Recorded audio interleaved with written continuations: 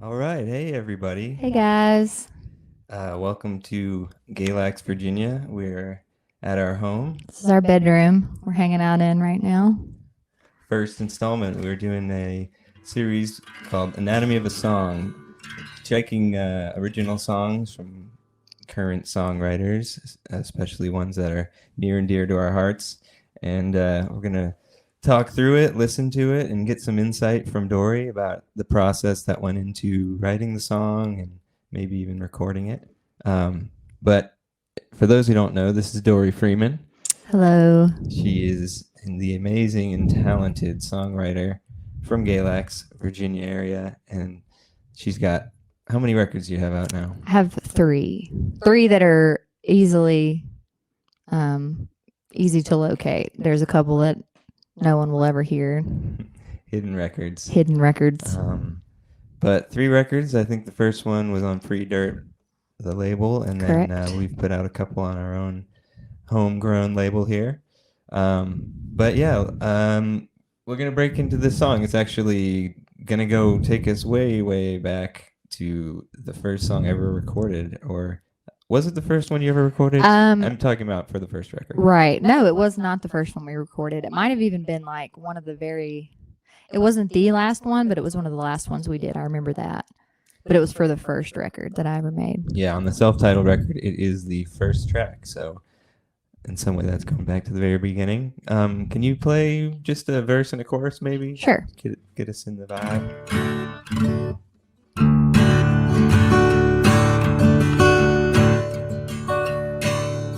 You say you can't save me, but I never asked you to.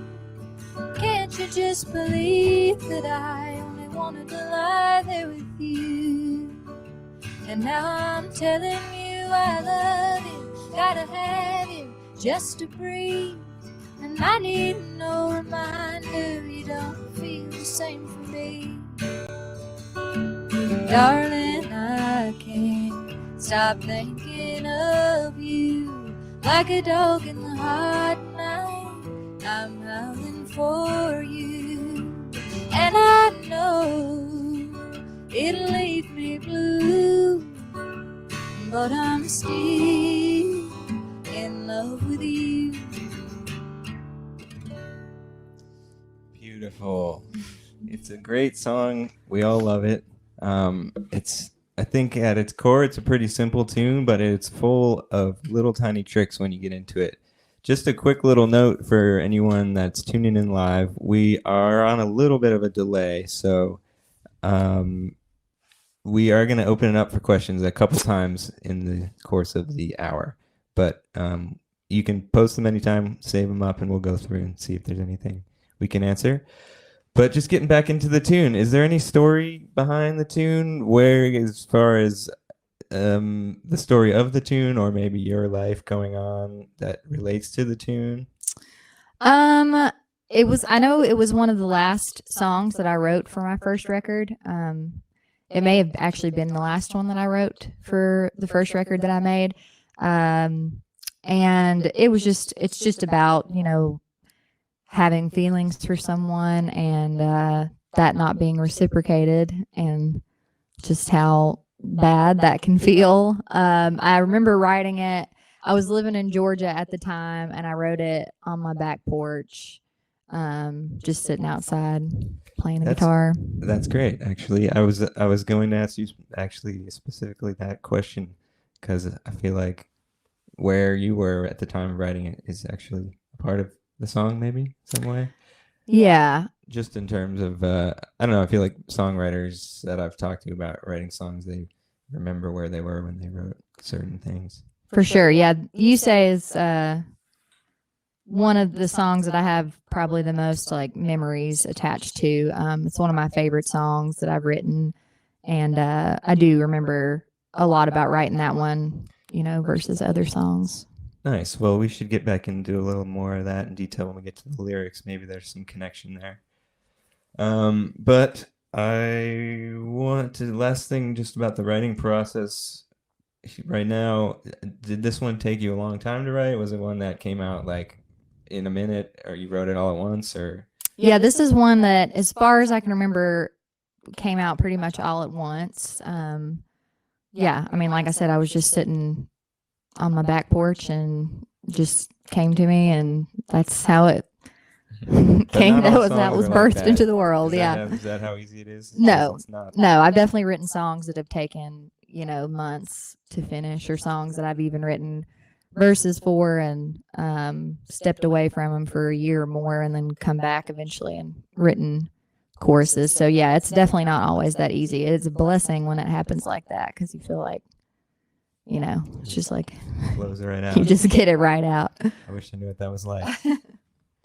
What about inspiration or influences, other musicians or artists that, or types of music that might have led you to writing this song, even subconsciously, looking back now?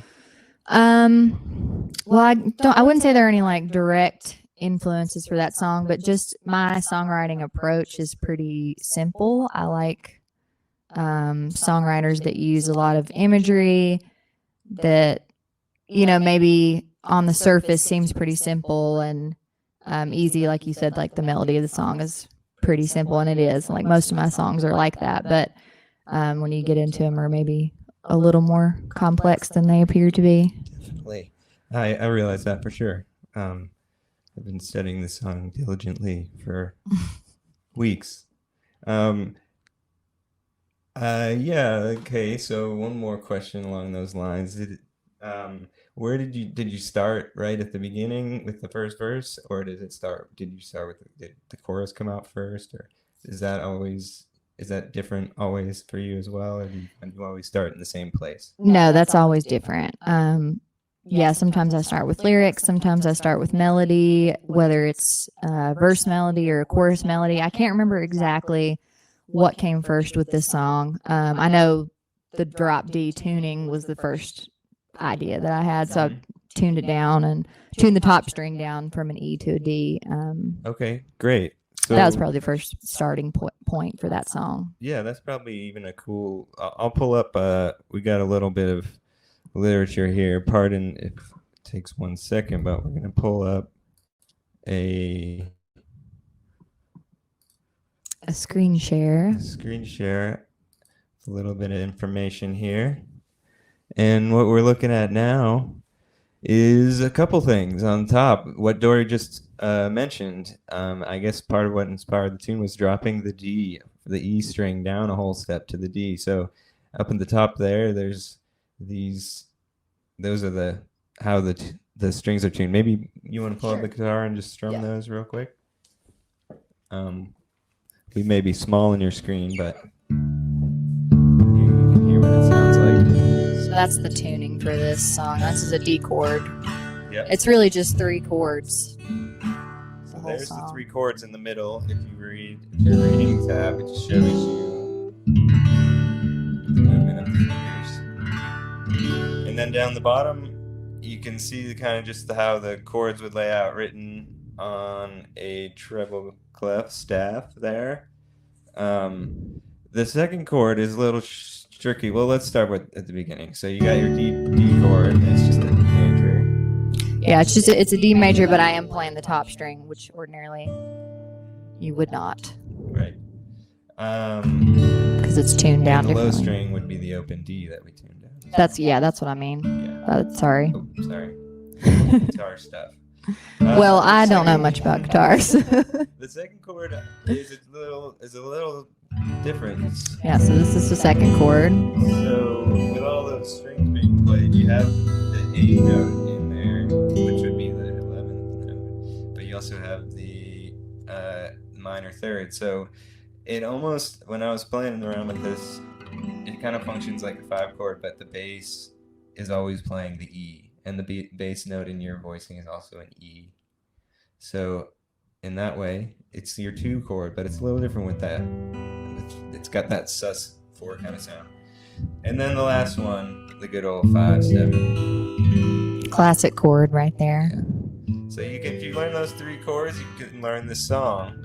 And I'm gonna move over to, we got a chord chart here, and you can see how they fit together.